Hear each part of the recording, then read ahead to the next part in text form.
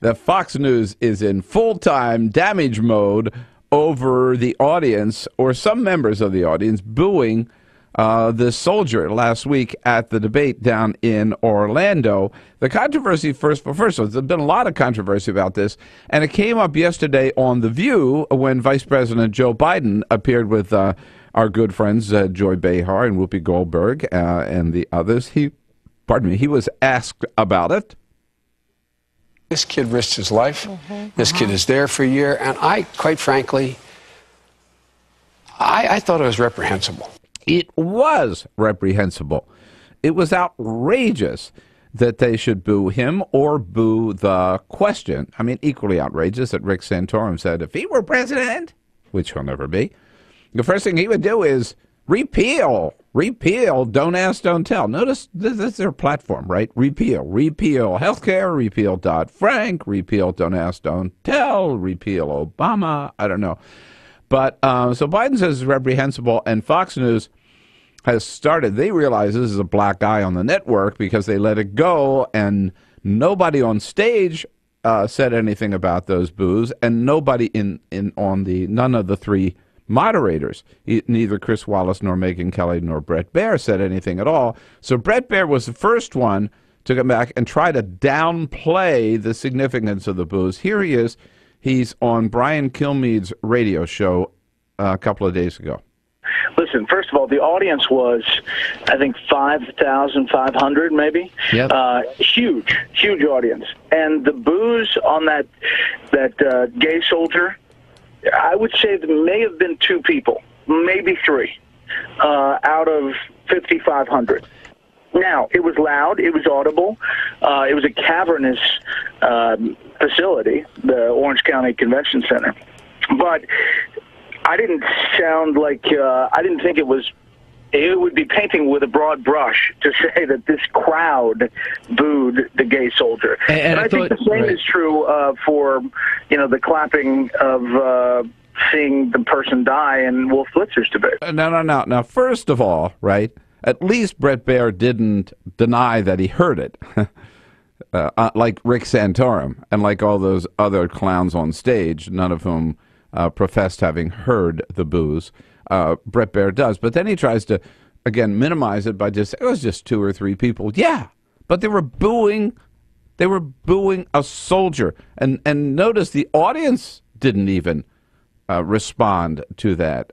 They just accepted it, meaning their silence, I think they go along with it, the rest of them. And the same thing with the people on stage. Before we respond totally to Bret Baier, I just want to just get the 2 of them together. So then yesterday on Fox News, Megyn Kelly, one of the other moderators of the debate, she takes her turn now at trying to defend the fact that they didn't say anything. Listen to this gobbledygook. There were perhaps a total of 2 boos. Talking point. In an auditorium of over 5,000 people. Talking point. Moreover, were the boos in fact directed, as Ms. Behar contends, at the gay soldier? Ooh. Or at his question on the issue of gay rights in the military, which is very controversial? Talking point. Listen for yourselves. Do they boo when they see that it is a gay soldier, or when he makes clear he wants gay rights protected? In 2010, when I was deployed to Iraq, I had to lie about who I was because I'm a gay soldier, and I didn't want to lose my job. My question is, under one of your presidencies, do you intend to circumvent the progress that's been made for gay and lesbian soldiers in the military? Yeah, that's more than 2 people, by the way. Well, those attending these debates are entitled to their point of view. And in this anchor's view, it is not the panelists' role to correct those views or chastise them who hold them. If an audience is disruptive, that's one thing. But this audience was respectful, with virtually no exceptions. To have suggested otherwise might have pleased some GOP critics, but would not have been consistent with the facts. Let me tell you something. She is dead wrong, and I think does a disservice to the entire profession of journalism. Look.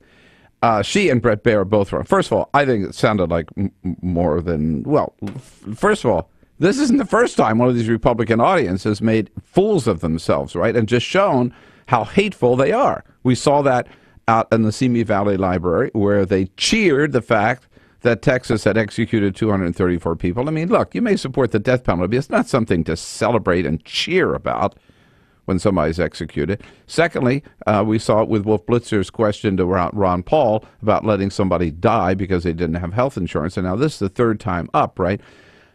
Whether I think it sounded like more than two people, but who cares? If it was just two people, if it was just three people, it was wrong. It's wrong. That's the point. This is a member of the military wearing the uniform, protecting this country, happens to be gay. It was wrong to boo that man. Whether they were booing him or the question, so what? That's totally, beside the point. And then Megyn Kelly throws the First Amendment in there, right? As if that has anything to do with it. Sure, the First Amendment, you have a right to say anything, but that doesn't mean it's right. And that doesn't mean we have to accept it, right? I mean, they could have booed Herman Cain because he was black. And what's Megyn Kelly going to say? Yeah, but that's their right to believe that they don't like blacks. I mean, come on. And then she says it's not my role, not her role as a moderator, to say anything. Wrong. And that's what's wrong with journalism today, because there are too damn many people in this profession who don't believe in anything. And they think that their job is just to repeat the lies and let people get away with all of these lies and get away with all of this hate and get away with all this propaganda. No. Walter Cronkite wouldn't have done that. Edward R. Murrow wouldn't have done that. Peter Jennings wouldn't have done that. You got to stand up for something, We report the truth, but you stand for the truth. And one of the things we should stand for, I think, all Americans, is respect for and gratitude for the service that our men and women in uniform perform for this country. And for one of them to be booed by an honest like that, it would have been absolutely, yes, it was Megyn Kelly's job, it was Brett Baer's job, it was Chris Wallace's job to turn around and say, that is wrong. You may not like that point of view, but to boo that soldier is wrong. And they didn't do so, and shame on them. I'm tired of these reporters and journalists ducking behind the First Amendment. Come on, stand up for something. 866-55-PRESS. Make us proud to be journalists, not ashamed of it. This is the Bill Press Show.